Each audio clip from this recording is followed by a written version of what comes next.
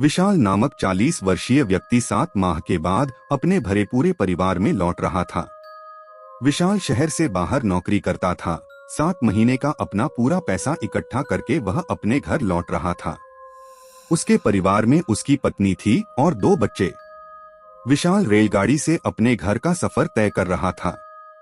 रात काफी हो चुकी थी। ट्रेन में सवार सभी लोग अपनी अपनी बर्थ पर सो रहे थे, मगर विशाल की आंखों में नाम मात्र को नींद नहीं थी। इसका सबसे बड़ा कारण उसे घर जाने की खुशी थी। घर जाने की खुशी में विशाल को नींद नहीं आ रही थी। विशाल के अलावा एक व्यक्ति ऐसा और भी था जो सोया नहीं था। उसकी बर्थ के सामने वाली बर्थ पर ही वह व्यक्ति बैठा था। अपने सामने चुपचाप बैठे व्यक्ति को विशाल ने देखा तो जाना कि वह ड्रैकुला की कहानी पढ़ रहा था। विशाल को लगा कि उसके सामने जो व्यक्ति बैठा है वह किताब पढ़ने के माध्यम से अपना वक्त बिता रहा है। शायद उसे भी नींद नहीं आ रही है। विशाल को लगा कि वह क्यों न अपने सामने बैठे व्यक्ति से बातचीत करने में अपना समय गुजारे। इसी इरादे के साथ विशाल ने उसे पुकारा, भाई साहब।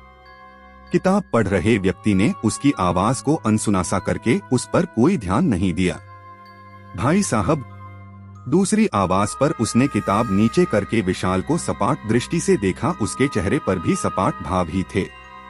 इस बार विशाल तनिक संकोच के साथ बोला, मैंने आपको डिस्टर्ब तो नहीं किया? नहीं, सामने बैठा व्यक्ति सपाट स्वर में बोला। विशाल मुस्कुराकर उससे बातों का सिलसिला जारी रखते हुए बोला, आपका नाम क्या है? सूर्य प्रताप, वह बोला। ओह, विशाल ने हलक से सांस छोड़ते हुए कहा, क्या आप भी अपने घर जा रहे हैं? नहीं, सूर्य प्रताप ने पूर्ववत स्वर में कहा। तो फिर आप अपने घर से कहीं और जा रहे हैं? विशाल ने मुस्कुराते हुए सामान्य स्वर में कहा। प्रताप ने उसे इस नजर से देखा मानो वह कुछ ना कहना चाहता हो। विशाल चेहरे से ऐसा प्रकट करने लगा मानो बराबर संकोच कर रहा हो। फिर बोला, मैं आज 7 महीने बाद अपने घर वापस लौट रहा हूँ। अपने परिवार से मिलने की खुशी में मुझे नींद नहीं आ रही है, इसलिए मैंने सोचा थोड़ा आपसे बात ही कर लूं। प्रताप कुछ ना बोला। वह उसकी बात पर सिर को इस तरह जुम्बिश देकर रह गया मानो उसकी बात पर सहमति जता रहा हो।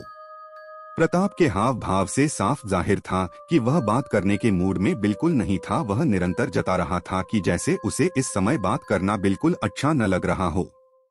मगर आज तो जैसे विशाल चुप रहने के मूड में बिल्कुल नहीं था। वह बातों को बढ़ावा देते हुए बोला, भाई साहब, क्या आप भूत प्रेतों पर विश्वास करते हैं? हाँ, प्रताप अपने छोटे से उत्तर में बात को पूरा किया। मगर कैसे? विशाल बोला, क्या आपने कभी किसी भूत या प्रेत को अपनी आंखों से देखा है? उसके प्रश्न पर प्रताप ने चंद लम्हों तक उसे ध्यान पूर्वक इस तरह देखा मानो उससे बहुत कुछ कहना चाहता हो, मगर ऐसा बिल्कुल नहीं हुआ। कुछ कहने के स्थान पर प्रताप ने किताब अपने चेहरे के सामने की और उसे पढ़ने लगा। विशाल ऐसा देख उलझ गया। उसकी समझ में नहीं आया कि प्रताप ने उसकी बात का कोई जवाब नहीं देकर अपना चेहरा किताब में क्यों छुपा लिया। इस बार विशाल ने भरपूर संकोच भरे स्वर में कहा, आपने मेरी बात का कोई जवाब नहीं दिया भाई साहब। जवाब के रूप में प्रताप ने अपने चेहरे के आगे लगी किताब हटाई तो उसका बहुत ही भयंकर चेहरा विशाल के सामने आ गया। प्रताप का चेहरा इतना डरावना हो चला था कि यदि कोई मानव उस चेहरे को देखकर अपने प्राण भी गवा बैठता तो हैरानी की बात नहीं थी। उसका डरावना चेहरा देखते ही विशाल की आंखों में मानो दुनिया भर का खौफ सिमट आया था। उसके चेहरे पर हवाइयां उड़ने लगी थी। विशाल की दोनों हथेलियां बर्थ से इस तरह सट गई थी मानो उनके सहारे से वह उठकर खड़ा होना चाहता हो। उसकी पीठ पिछले भाग से सट गई थी। हद यह थी उसके खौफजदा रह जाने की कि वह सांस लेने में भी डर रहा था, या फिर यह कहा जाए कि सांसें खुद ही बाहर आते हुए भयभीत थी। यहाँ तक कि उसकी आवाज भी नहीं निकल पा रही थी। विशाल जान गया था कि उसके सामने मौजूद प्रताप कोई मनुष्य नहीं बल्कि एक भूत है। विशाल बेबस रहकर अपने स्थान पर शिवाय बैठे रहने के कुछ ना कर सका। उसके सामने बैठा डरावना चेहरे व लंबे लंबे दांत वाला भूत ठहाके लगाकर बोला, अब तुम्हें विश्वास हो चला होगा कि आज के समय में भी भूत प्रेत जैसी चीजें मौजूद है। क्या तुम सचमुच भूत हो? विशाल ने भय से परिपूर्ण स्वर में पूछा। अब भी तुझे यकीन नहीं आया मूर्ख? कोई बात नहीं, मैं जब तेरा खून पीऊंगा तब तुझे यकीन आ जाएगा। नहीं नहीं, मुझे मत मारो, मेरे 2 बच्चे और मेरी पत्नी घर पर मेरे आने की प्रतीक्षा कर रहे हैं। अगर मैं रह गया तो उनका सहारा छिन जाएगा, मुझे जाने दो। कहते हुए विशाल अपने स्थान से सरकने लगा। वह भूत उसे देखकर मुस्कुराता रहा। विशाल भागने के चक्कर में अपने स्थान से फुर्ती के साथ उठा और दौड़ पड़ा। उसी समय भूत ने अपने स्थान पर बैठे रहकर ही दाहिना हाथ उठाया। उसका हाथ लंबा हो गया। वहीं बैठे रहकर उसने भाग रहे विशाल की गर्दन पकड़ ली और उसे अपनी तरफ घसीट लिया।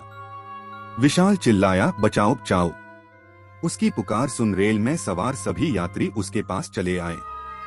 विशाल ने देखा कि उसके पास आए सभी यात्रियों के चेहरे भी बहुत डरावने हो चले हैं। अब उसे यह समझने में ज्यादा वक्त न लगाकर ट्रेन में सवार सभी यात्री भूत हैं। पूरी रेलगाड़ी भूतों से भरी थी। आहिस्ता आहिस्ता विशाल को चारों ओर से भूतों ने घेर लिया। इस चक्रव्यूह में फंसने के बाद विशाल का हार्ट अटैक हो गया। इसी के साथ सारे भूत विशाल का खून पीने के साथ साथ उसकी बोटी बोटी तक नोच कर खा गए।